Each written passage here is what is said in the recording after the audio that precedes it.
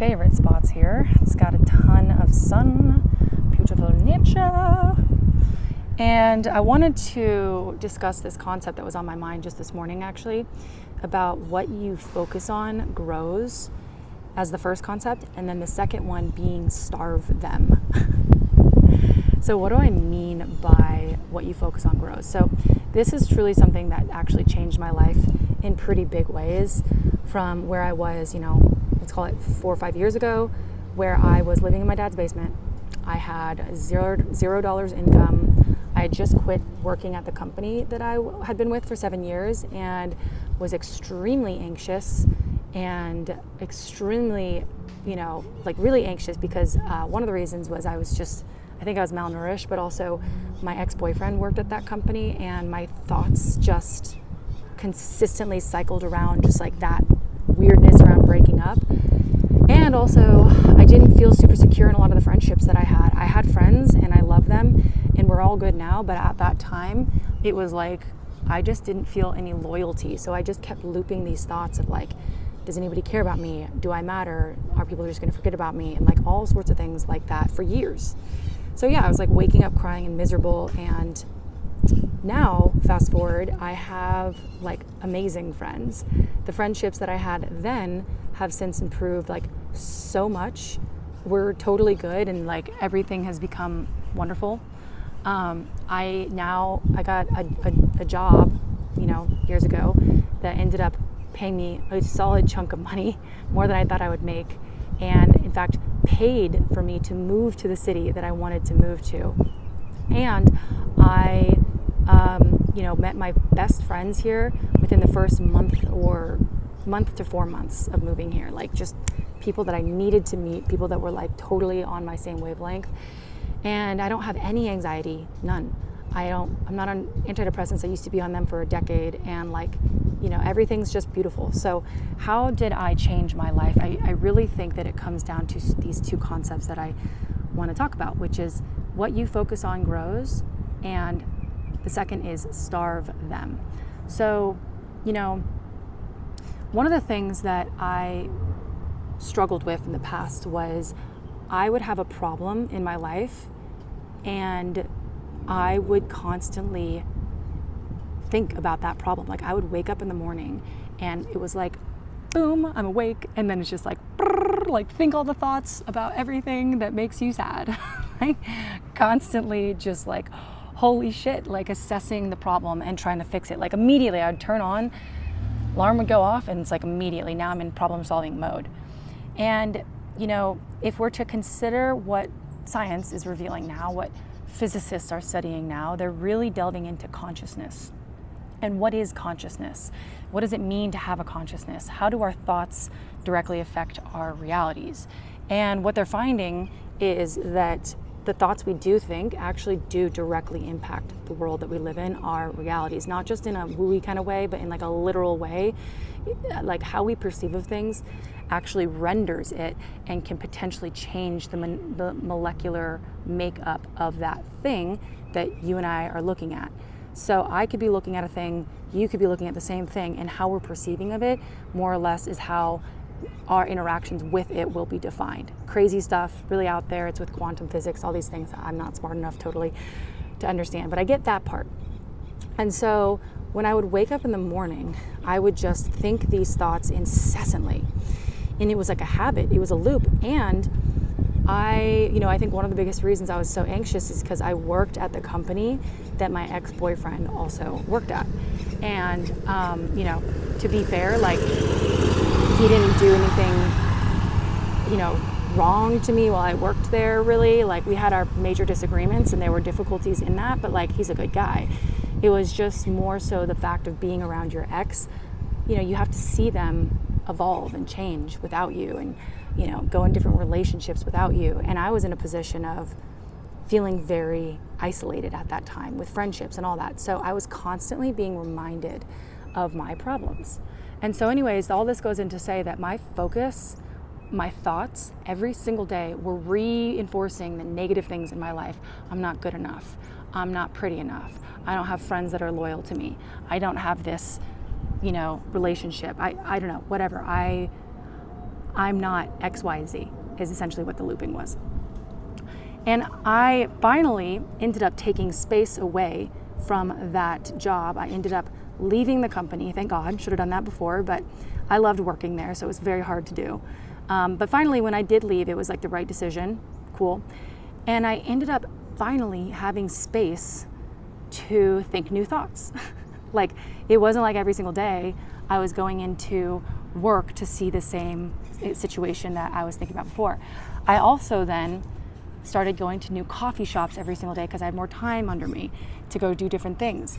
And I started writing about everything that made me happy the day before. I just started writing about the things that honestly just like felt good to think about. Little things that were, small moments, like I went to the cafe and on the way there was no traffic. Or I, went on a walk and like the sun was beautiful. I had a text message from a friend who said that they missed me, or not even said they missed me, they just texted me, and it felt good to think about the fact that they thought about me. Little things like that. I started to write in this thing that I call the magic book. And I kind of started calling it that as a joke, as kind of like a punny thing, and now it's kind of become a thing. But what I started to recognize in myself was that I started to think equal to the things that I was writing down and I was noticing. And as a result, and this is again what I was doing before I had any of the career changes or the moves or anything like that, as a result, my entire essence of myself, my entire thought process, how I was waking up in the morning and feeling, literally over time began to change. Now, the thing that I want to talk about that I think is really interesting too is this concept of, this bug is freaking everywhere, is this concept of starve them. And what do I mean by that? Well, I am somebody who can be quite I can really go in on things. I have an ability to focus when I want to. I can pay attention. I can solve problems. I'm kind of like that person. I'm not type A, but I like to get shit done.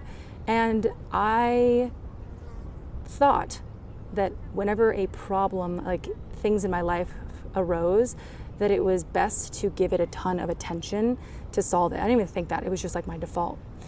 But this concept of starve them essentially means to stop giving focus and attention to the thoughts that we don't want to think anymore, or the things that we don't want to have active in our life. So as a, kind of an example, when I, as an example, let's just use my work thing as an example.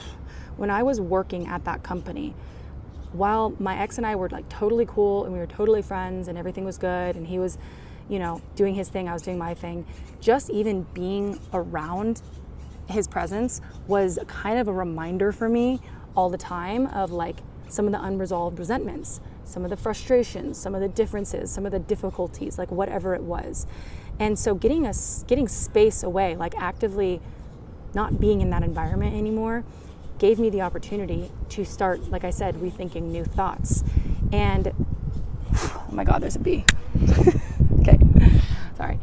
And as a result, I had space to write down things that I wanted to think about. The concept of starve them means as I was writing, I wouldn't use my writing as a journal to talk about everything that happened the day before. Instead, I would, if anything didn't feel good to think about, to talk about, to write about, it would not go on the paper. The pen and paper would not write it down. I was essentially starving the thoughts that made me feel bad. And the same thing goes with drama. If I've ever had drama in my life where I don't have any drama anymore at all, but I used to have some drama in my life that was just super freaking weird because I don't know why it was coming about, but when drama came up, I would talk to my friends about it. I would talk to this person about it. I would be frustrated with this person about it. I would do this thing. And it was always, what I know now, what it was doing is it was essentially perpetuating that problem into future reality.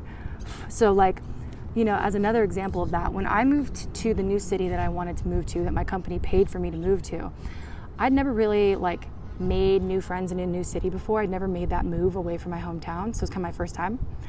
And I remember one of the reasons I wanted to move was because I didn't feel like the friendships I had at the time in my hometown were, really aligned with kind of the things that I like to do and who I was and all that kind of stuff at that time. It's changed now. But so I had all these insecurities around friendships about are people going to like me? Am I going to be, interesting to people? It was kind of a new skill to learn how to make friends.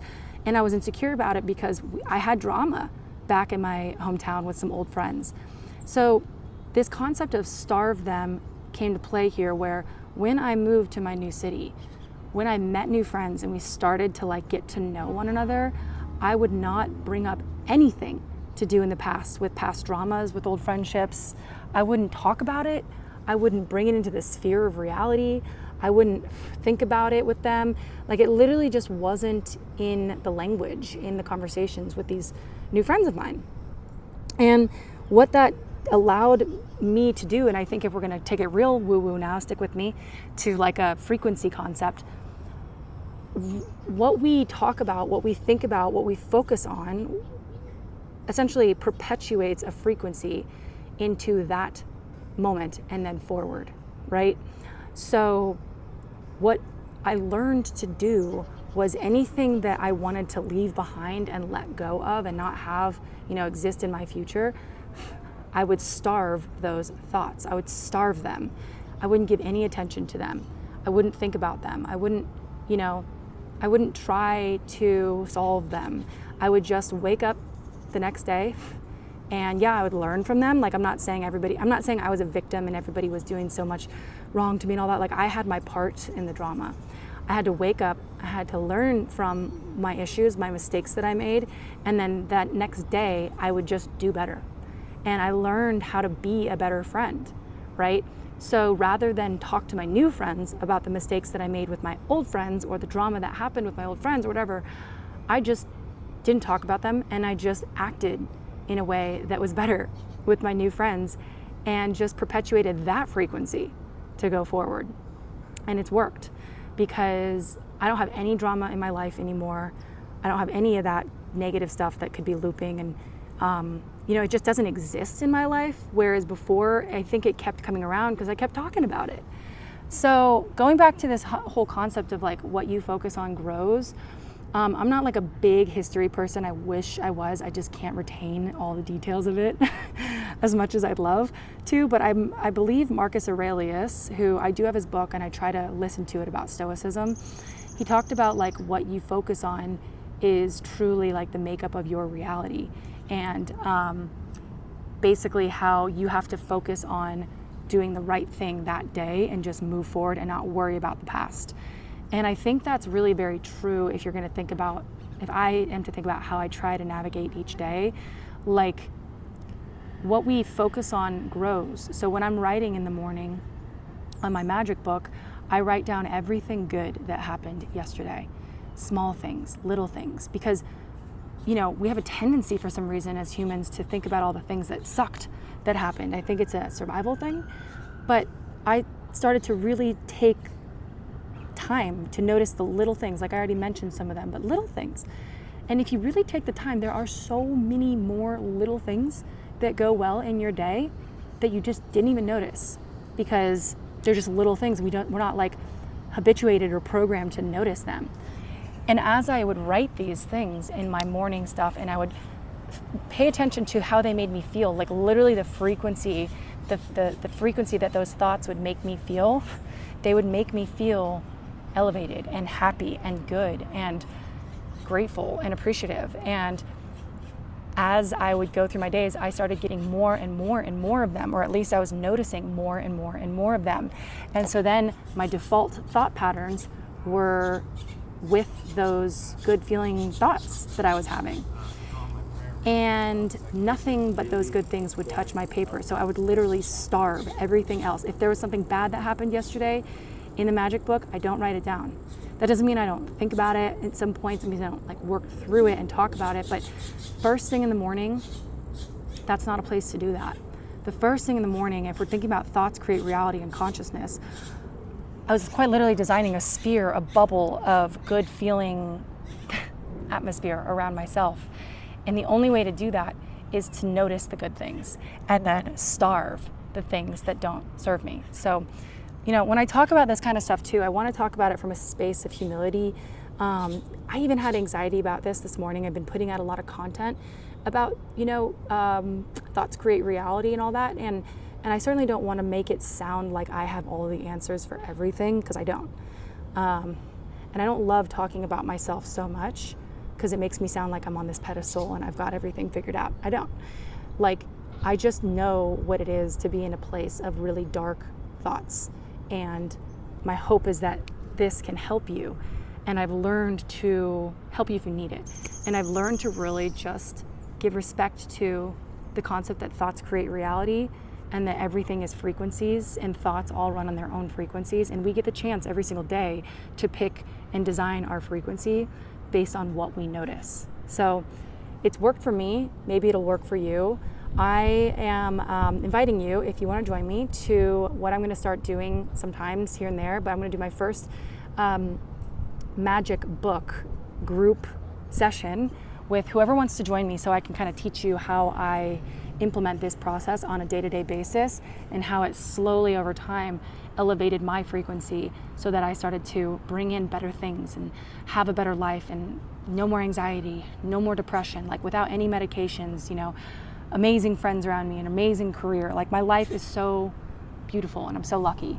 But I really think it has a lot to do with this. So if you want to join me, please put in the comments below magic book, and I will drop you the link as well as the details. And yeah, let me know your thoughts about this. It's those two things: what you focus on grows, and starve them, all having to do with thoughts and what we notice. So, all right guys, I will see you on the next one. Have a great rest of your day. I hope you're happy. See ya.